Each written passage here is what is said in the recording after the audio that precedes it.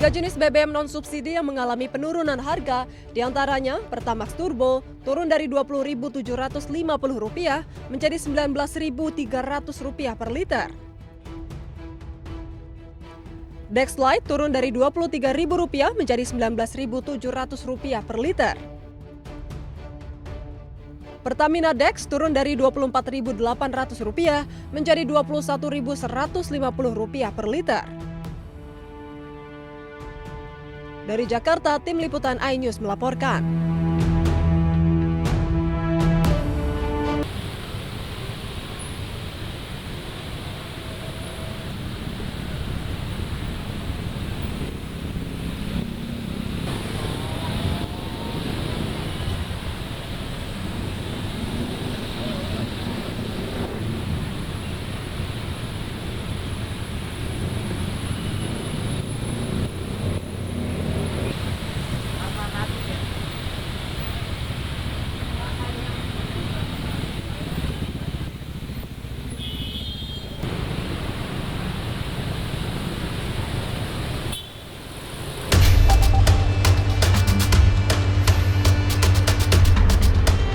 Antrean ratusan truk terlihat di SPBU Rest Area kilometer 57 akibat bahan bakar solar yang langka.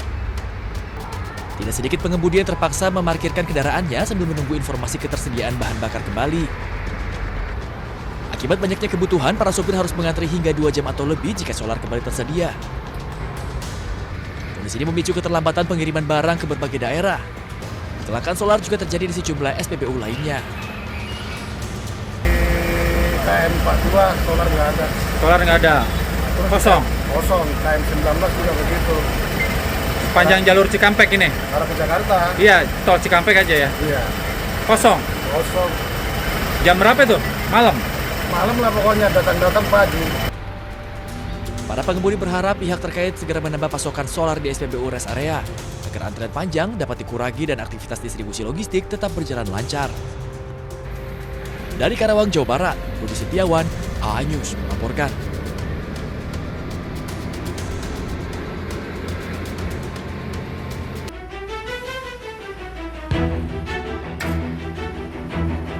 Antrean truk trailer terjadi di sejumlah SPBU di kota Surabaya, Jawa Timur. Antrean panjang disebabkan karena adanya kelangkaan BBM subsidi jenis solar di Jawa Timur. Untuk mengatasi persoalan ini, Wakil Gubernur Jawa Timur Emil Dardak memastikan distribusi kuota solar akan ditambah dari 2,4 juta kiloliter menjadi 2,7 kiloliter. Emil mengungkapkan kelangkaan disebabkan adanya kenaikan pembelian untuk solar di pertengahan tahun 2026, khususnya di jalur-jalur vital logistik dan sekitaran pelabuhan. Proses distribusi solar belum sebanding dengan peningkatan pembelian. Kendalanya adalah mengangkut dari depo ke pom ini. Kalau misalnya dia lebih cepat dibelinya dibandingkan biasanya, itu pasti butuh armada tambahan. Nah, sudah ada tambahan-tambahan armada yang dimobilisasi, tapi kan terbatas. Prioritasnya kemana? Ke tempat-tempat yang vital, seperti akses pelabuhan. Karena itu kan masalah logistik nih, supaya jangan sampai sembako terganggu, terganggu. Nah, ini kira-kira rekan-rekan yang dilakukan untuk menstabilisasi pasokan suplai. Jika masih terjadi kelangkaan, pemerintah Provinsi Jawa Timur akan menambah armada untuk pendistribusian serta akan berkoordinasi lebih lanjut dengan BPH Migas dan Kementerian SDM untuk stabilisasi sebelum menambah kuota biosolar bersubsidi. Dari Surabaya, Jawa Timur, Sony Hermawan, iNews melaporkan.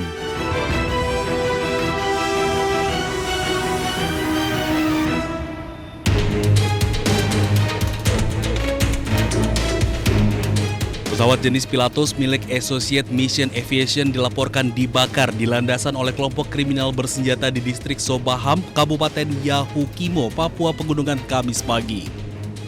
Pesawat dengan nomor registrasi PKRCY hilang kontak saat terbang dari Bandara Wamena, Papua Pegunungan tujuan lapangan terbang IPD, Kampung Balinggama, distrik Sobaham, Kabupaten Yahukimo, Papua Pegunungan. Berdasarkan informasi awal, pesawat diketahui mengangkut 7 penumpang serta pilot berkewarganegaraan Amerika Serikat Nicholas F. Goslin yang diduga menjadi korban tewas dalam peristiwa tersebut. Sementara proses evakuasi dan olah tempat kejadian perkara belum dapat dilakukan karena terkendala medan yang sangat sulit dijangkau. Faktor cuaca, kabut tebal, serta kondisi geografis yang ekstrim berupa pegunungan menjadi kendala utama. Dari informasi yang diperoleh, salah satu pesawat yang melintas di atas Bandara Balingga telah melihat puing pesawat dalam kondisi terbakar, dan sementara aparat keamanan TNI Polri belum bisa menjangkau lokasi tersebut karena keterbatasan sarana transportasi, bahwa lokasi tersebut hanya bisa dijangkau menggunakan transportasi udara. Seperti diketahui bahwa lapangan terbang Balinggami ini berada di atas perbukitan atau gunung, sehingga menyulitkan aparat untuk menjangkau lokasi tersebut. Hingga kini, aparat TNI Polri belum dapat memastikan kondisi seluruh penumpang maupun melakukan pengejaran terhadap pelaku sebelum tiba di lokasi untuk melakukan pemeriksaan secara langsung. Dari Kabupaten Yahukimo, Papua Pegunungan, Cornelia Mudumi, iNews melaporkan.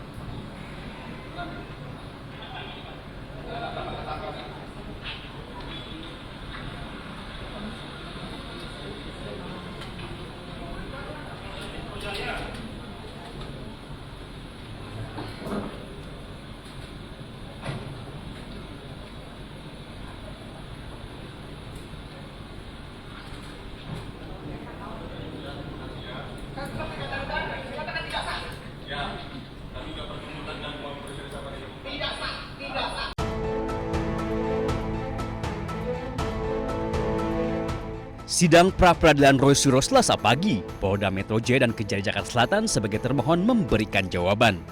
Tim bidang hukum Polda Metro Jaya menyatakan penyidik telah menjalankan seluruh proses sesuai Kitab Undang-Undang Hukum Acara Pidana atau KUHAP terhadap penindakan kepada Roy Suryo.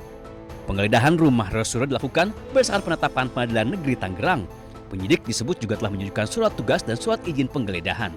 Atas dasar tersebut, kuasa hukum Polda Metro Jaya meminta hakim menolak seluruh permohonan pra-peradilan yang diajukan Roy Suryo. Termohon memperlihatkan surat perintah penahanan beserta berita acara penahanan kepada pemohon dan penasihat hukumnya, serta memberikan kesempatan untuk membaca dan menandatangani dokumen tersebut. Namun demikian, baik pemohon maupun penasihat hukumnya kembali menolak membubuhkan tanda tangan. Sidang pra-peradilan diajukan Roy Suryo untuk menguji sah atau tidaknya tindakan penyidik Polda Metro Jaya.